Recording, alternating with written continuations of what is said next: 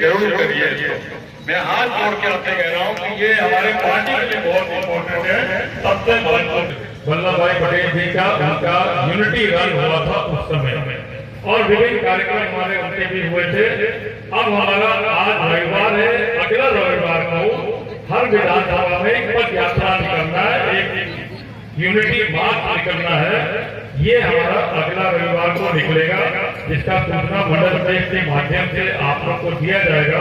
फिर उसमें भी मेरा आपसे अनुरोध है कि जिस एरिया में निकलेगा, कम से कम एरिया में या जिस जगह से वो निकलेगा वहाँ के जितने कार्यकर्ता आ पाएंगे तो वो अच्छा रहेगा। बड़ी लंबी करीब 4 से 5 किलोमीटर का उसमें चलता है। ये आप समझ लीजिएगा कि 4 से 5 किलोमीटर तो मैं समझता हूँ आप लोग चल ही पाएंगे, बहुत ज्यादा दिक्कत तो नहीं है। क्यों दुर्गेश जी आप चल पाएंगे? तो बगल में बैठे पंडित जी चल लेंगे कि हम जानते हैं, तो आप भी चलेंगे तो अच्छा रहेगा। बहुत ज्यादा दिक्कत 4 से 5 किलोमीटर का चलना, 2-3 घंटे का कार्यक्रम रहेगा उसमें और खाना पीना भी रहेगा। हमारे यहाँ पीछे बैठे हुए महानुभाव यहाँ पर सब मदद करेंगे और खाना पीना भी रहेगा, सब कुछ रहेगा। तो आप उसमें 16 तारीख को अगले रविवार को जिसका डिटेल आपके मंडल अध्यक्ष के माध्यम से बताया जाएगा, ये आप जरूर ध्यान रखिएगा। एक भारत और श्रेष्ठ भारत की तरफ हम जा रहे हैं। सरदार वल्लभ भाई पटेल का जितना योगदान इस देश के लिए है वो कम आंका जाता था पिछले कई सालों से।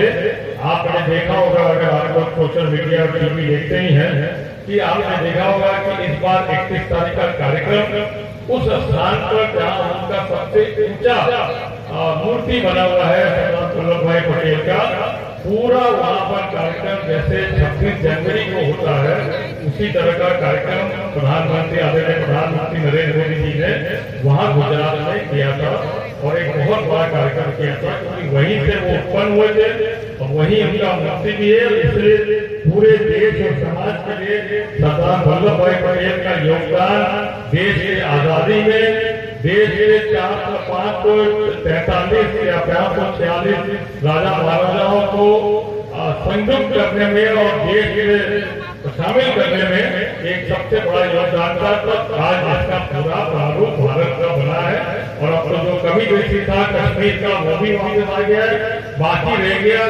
आपके जीवन काल में होगा या आपके बच्चों के जीवन काल में हो जाएगा। जो थोड़ा बहुत कश्मीर का टुकड़ा रह गया पीओके के प्रधानमंत्री मेरे मन में रखा है, कोई दिक्कत नहीं होगा, मगर ये सब उस पर आधारित है।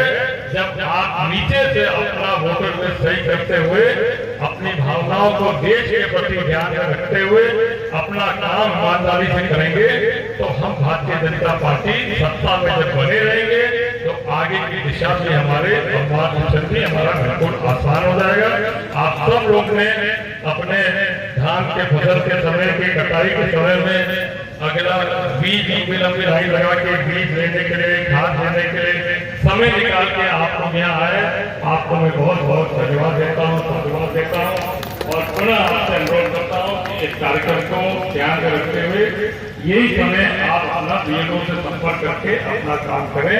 बहुत बहुत धन्यवाद।